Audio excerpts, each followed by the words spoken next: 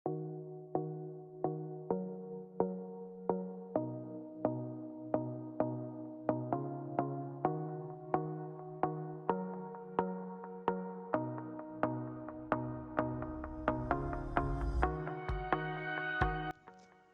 comunicación es un proceso que consiste en la transmisión e intercambio de mensajes entre un emisor y un receptor.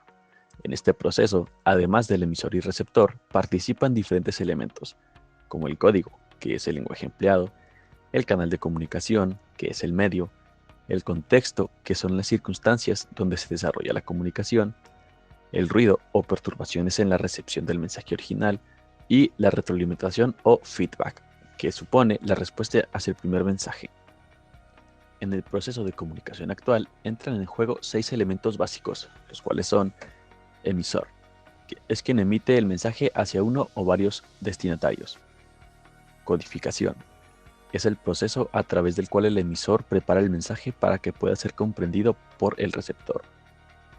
Mensaje, es el contenido de la comunicación que el emisor transmite con una intención. Canal, es el medio a través del cual el mensaje llega al destinatario, como ser cartas, teléfono, radio, diarios, correos electrónicos, revistas, conferencias, etc. Por último, tenemos la decodificación. Este es el proceso en el cual el receptor de la comunicación trata de entender el mensaje recibido. Barreras de la comunicación. Son aquellas que interfieren con el emisor y receptor, con distorsiones o malentendidos en la comunicación. Se divide en varias etapas de la barrera. En la primera barrera sería la barrera semántica, que sería el significado de la palabra o el contexto que se quiere dar al receptor. La siguiente sería las barreras psicológicas, en la cual es la situación concreta del emisor o receptor, en el cual pueden entrar las emociones o la relación entre ellos dos. Barreras fisiológicas son aquellas que se presentan en lo físico, puede ser tanto como personas ebrias, confusas o entre otras más. Otra sería las barreras físicas, en la que puede ser las dificultades del entorno, se hace ruido, luz y entre otras más.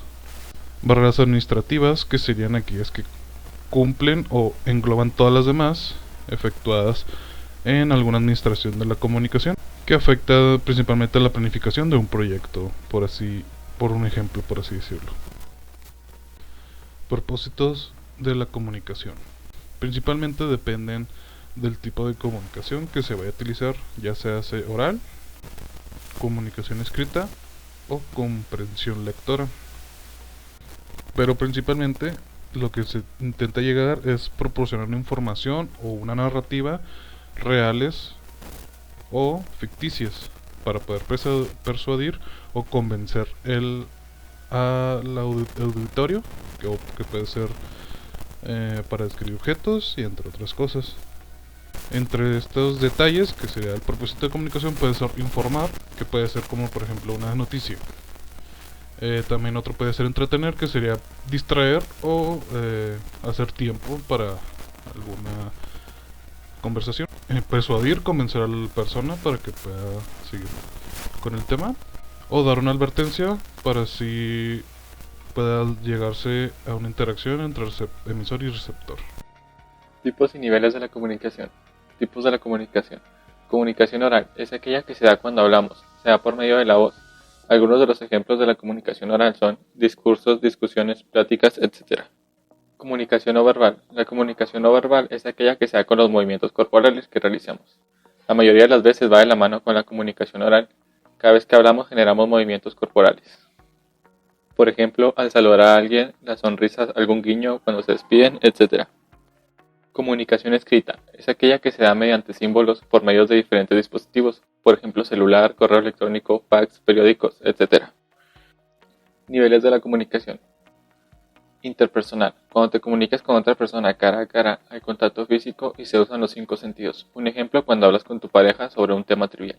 Intrapersonal. Es la comunicación que se da con uno mismo. Un ejemplo sería cuando estás a punto de dormir y comienzas a hablar contigo mismo de lo bien o mal que hiciste durante el día. Grupal. Se da entre 3 o más personas que buscan un mismo fin. Ejemplo, una junta de grupo de trabajadores dentro de una empresa. Masiva. Esta es la que se da en un grupo muy grande por medio de los medios de comunicación. Por lo general hay un emisor y una gran cantidad de receptores.